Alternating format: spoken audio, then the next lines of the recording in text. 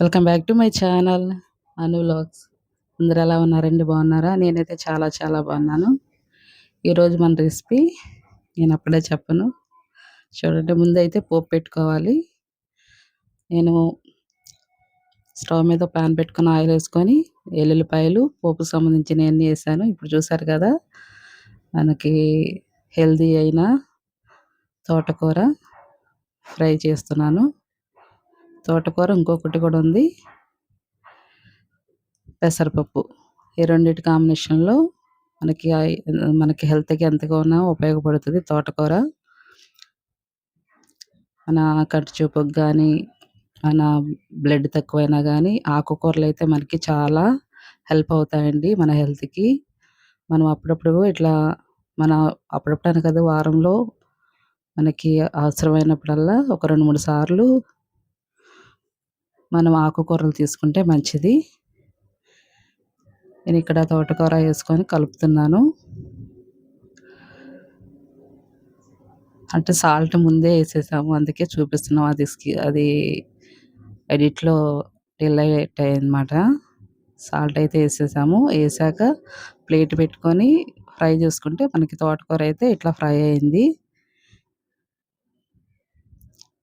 ఒకసారి మనకి ఇంకా ఫ్రై అవ్వాలి కాబట్టి మూత పెట్టేసుకొని ఫ్రై చేసుకుందాము.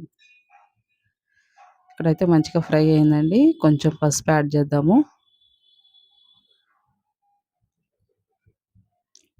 ప్రతి కర్రీకి పసుపు అయితే కంపల్సరీ మనకి.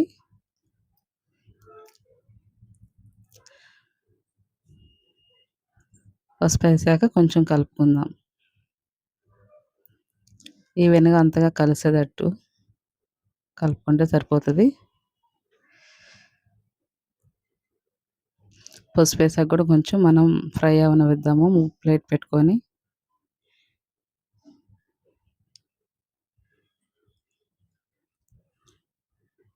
మనకైతే ఇక్కడ మంచిగా ఫ్రై అయింది, చూస్తారు కదా. ఇప్పుడైతే మనం పెసరపప్పు ఒక హాఫ్ అన్ అవర్ నానబెట్టుకుంటే సరిపోతుంది, పచ్చిదే. ఇలా నానబెట్టుకున్న పెసరపప్పు మనకు తోటకూర ఫ్రై అయిపోయాక యాడ్ చేయాలి. రెండిటి కాంబినేషన్ చాలా టేస్టీగా ఉంటుందండి, ఒకసారి ట్రై చేయండి. పెసరపప్పు కూడా మనకి మంచిదే కదా, మన హెల్త్కి మంచిగా ఉంటుంది. బాడీలో ఉన్న హీట్ని కూడా తీసేస్తుంది. ఒకసారి పెసరపప్పు వేసాక కలుపుకుందాము.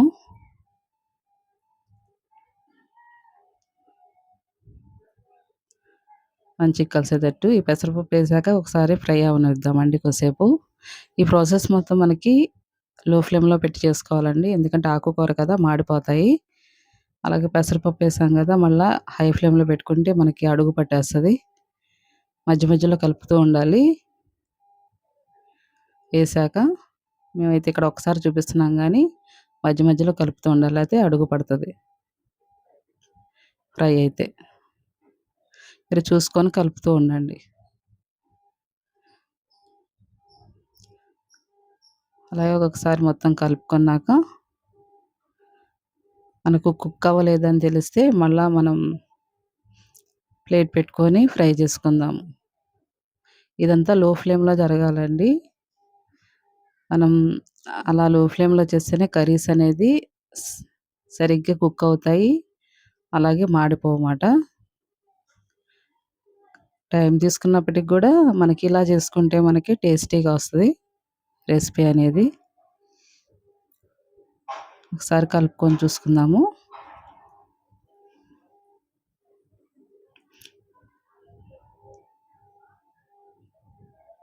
ఇక్కడైతే నేను పప్పు ఉడికిందలా చూస్తున్నాను. ఆల్రెడీ మనం నానబెట్టిందే కాబట్టి అది కుక్ అయిపోతుంది. అలాగే తోటకూర మనకి కుక్ అయిందా లేదా అని చూస్తున్నాను, అది కూడా బాగానే కుక్ అయింది. ఈ రెండు మంచిగా కుక్ అయినాయి కాబట్టి మనకి దగ్గరగా కర్రీ అయిపోతున్నట్టే. ఈజీగా చేసుకోవచ్చండి ఇది, ఇలా ఫ్రై అనేది. మనం ఒకసారి కలుపుకుందాము.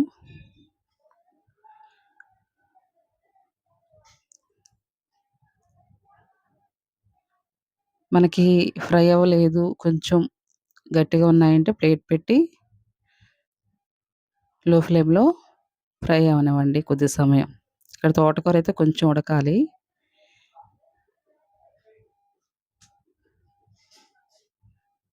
అలాగే కలుపుకుందాం ఒకసారి.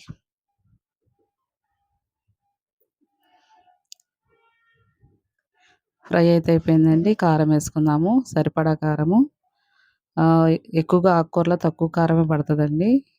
మరి ఎక్కువైనా సరే అవి టేస్ట్ అంత బాగుండదు. మన తోటకూర, పెసరపప్పు కర్రీ అయితే అయిపోయింది. కొంచెం మనం కారం ఏసాక మగ్గించుకుంటే సరిపోతది.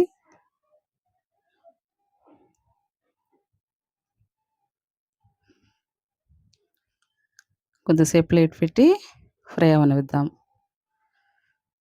అలాగే మా ఛానల్ లైక్ చేయండి, షేర్ చేయండి, సబ్స్క్రైబ్ చేయండి.